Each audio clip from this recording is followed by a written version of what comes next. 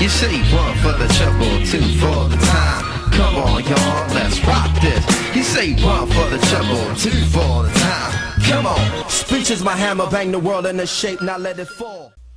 Hey, Solar Kneecaps here, and we have our second battle of this week against Rev1600, also known as Donald. Link will be in the description. This was an amazing game, so let's just get to it. Alright, so I'm going to lead off with Kajondo, pretty classy, as he leads off with his Jirachi. Now, I'm just going to go for the obvious fake out. Honestly, I have nothing to lose, because even though I will get Life Orb, Recoil, Regeneration will help me in that sense. And I'm also able to see if he's something weird like Leftovers lead for some bizarre reason, but he's not. So he's going to go right up for the Iron Head. Lucky for me, I'm able to take that alright and not get the flinch, and I'm able to hit him really, really hard with a high jump kick. So I want to save my Kajondo for later. I'm going to switch into my Rotom because I know since I resist that quite well, I'm going to be able to take these Iron Heads all day, and I think after Leftovers it does like 3 damage or so, and 4 damage, my bad. So I'm going to predict, well, he switches out into his Notori, I believe, yes, and I predict that switch, thankfully, and I'm going to go right back into my Kajondo, and pretty much I'm going to scare it off with a high jump kick, and I'm just going to go for it. But either he makes a misplay, over prediction, I don't know, maybe he thought he could take a high jump kick, but frankly, Kajondo's pretty boss. I mean, high jump kick is, it's a lot stronger than it used to be in the 4th gen, but whatever. I'm going to take him out, which is nice. Steel Thorns does do a decent chunk, but frankly, with regeneration, I can just switch out. So I'm going to predict the Iron Head just because I think he would really just want this Kajondo out of the way, but he does make a very good prediction. Goes for the U-turn out. Maybe U-turn would have killed me anyway, even though with resist, pretty tough call. But he's going to U-turn out to his own Rotom Wash, and I'm pretty much thinking that he's choice, because I think I recall him using like a Spexed one sometime, so he's going to go for the Volt Change. I know I can take that since I'm a Rest Talk Rotom, so I'm going to be able to take hits fairly well since, my EVs are spread out quite evenly in defenses. So he goes out into Jirachi. Not exactly sure about that play. I think Jirachi's Iron Head could be a lot more beneficial, but I suppose the fake out probably could have taken it out from then. But Rotom's able to take that out, so it's already, I think it's early 4-6 for me. He's going to go to Sid Barrett. I was hoping I could live this and get a rest off, but frankly it just does too much with Life Orb. I'm assuming he's timid because usually most people run max beyond this thing, but nevertheless, I'm going to go into Deoxys.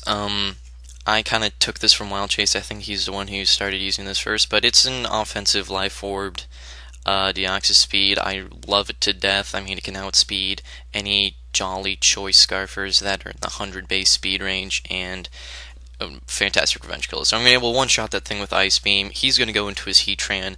I'm assuming to scout for the Focus Blast, which I do carry over Shadow Ball, just because I'm really largely Heatran, because I just run Bolt Beam, Stab, and then just a fighting move, especially for T-Tar. Ugh. Been seeing those a lot recently with Sandstorms, but he switches into his Latias to take it, but I miss. I'm a little behind here, excuse me, but I'm just going to go into Kajondo. It's Death Fodder.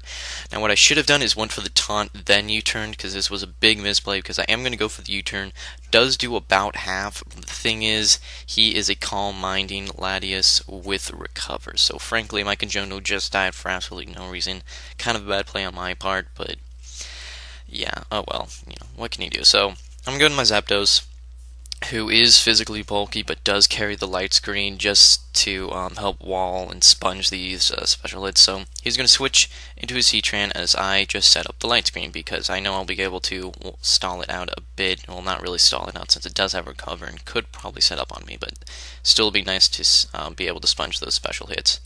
So he's going to go into his Heatran. I hit it with a T-Bolt, and I do get the Paralyze, which kind of iffy, as you'll see in the match. It did certainly help me, I suppose, a bit. Like I said, I mean, this Heatran, I'm assuming it's just his normal specially defensive one.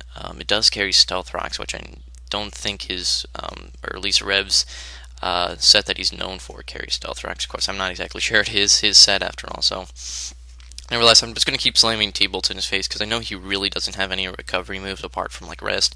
But he's just going to roar me out, so he's just a Stealth Rock Roar, and he roars me out to this Berloom, the one thing I really didn't want to be ward out. Anything else would have been able to one-shot this Heatran except for Breloom, because I'm a sub-puncher, because I'm stupid and I probably should try Tech Loom out. But you know what, I'm like, Breloom is still considered to be pretty decent, I might as well put it on the team, and I thought it would work okay well with light screen support and whatnot, but sadly, I'm pretty much just going to keep subbing up until he either roars me out or gets to paralyze.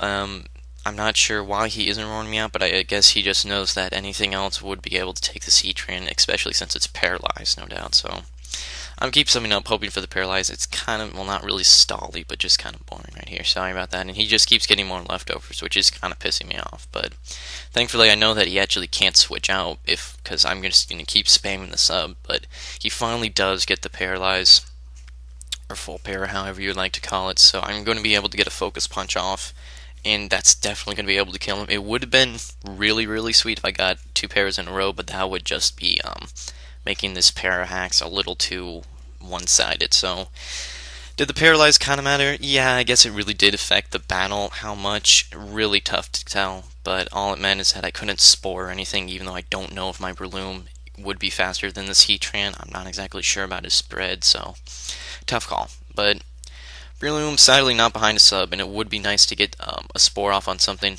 But I see he switches into his Rotom. I know he probably has the HP Fire or Ice. Either way, I would like him to just lock himself into something that he wouldn't be able to hit my Deoxys Speed very well. Just a not a super effective hidden power, my bad. So I'm going to go into my Deoxys Speed, and I'm just going to slam a flippin' Psycho Boost right in its face, which personally I think has an awesome animation. It's like Psychic plus Giga Impact, but unlucky for me, I just get min damage, or frankly Psycho Boost just isn't enough because Rotoms have a pretty good natural bulk to them. So sadly, I'm not going to be able to take it out, and he's going to be able to hit a hidden power right in my face, and I'm not going to be able to take that well at all. And after this T-Bolt, I'm pretty much going to almost die from Life Orb recoil, and I can't switch out because I'm just going to die from Stealth Rocks, so I'm pretty much just forced to stay in, just go for an Ice Beam. It's not going to do anything since I am at -2, and it would have been really nice to come in on this thing at full HP, so then I could have done something, or at least, had more HP, because this Latias is, I don't really have anything to hit it too hard, apart from one Pokemon, which I believe I do switch out as of right now, which is my Honchkrow. I do have like a bazillion Honchkrows that I've been testing out. This one was my choice banded one, and he goes through the cover predicting my Sucker Punch, but lucky for me, I actually went for the Night Slash predicting that, because frankly people are just terrified of the Sucker Punch, but I do hit him really hard, and it's surprisingly I don't actually kill, which shows to me that after doing some damage calcs right quick, a Choice Banded Adamant Night Slash from a Honchkrow would be able to take out anything that's not max HP, max defense, bold Latias. So I'm just going to assume that's his spread, either if he's a standard Calm Mind spread from Smogon, that would have done like 150%. So I guess it's some more custom spread used for the 5th gen. So I got to switch into Zapdos because I'm predicting the Dragon Pulse. I was hoping I'd be able to take that a bit better so I could set up one more light screen, so then I could just go into Honchkrow and kill him off with a Night Slash, not having to worry whether or not to predict the Dragon Pulse because I would be able to live it. But sadly, Zapdos does die, and that makes a big sad face on me because this turn right here is humongous, because he can either predict the Sucker Punch or the Night Slash, and really I'm just going to pause it here to build up the tension, because frankly this turn probably lasted about 2 minutes, which doesn't seem like a long time, but frankly it felt like forever. And this was depending on what he thought I was going to do, would determine the game, but sadly I went for the Sucker Punch. I don't know if I think after the game he was like, oh, I thought you were like Expert Build or something, or he didn't realize I was Choice Banded. Hard call to say, but nevertheless, this was a fantastic battle. Rev, or Donald, whatever you want to be called. Rate, comment, sub, link will be in the description. I think I forgot to say that at the beginning, but I doubt it. Whatever. Peace, guys.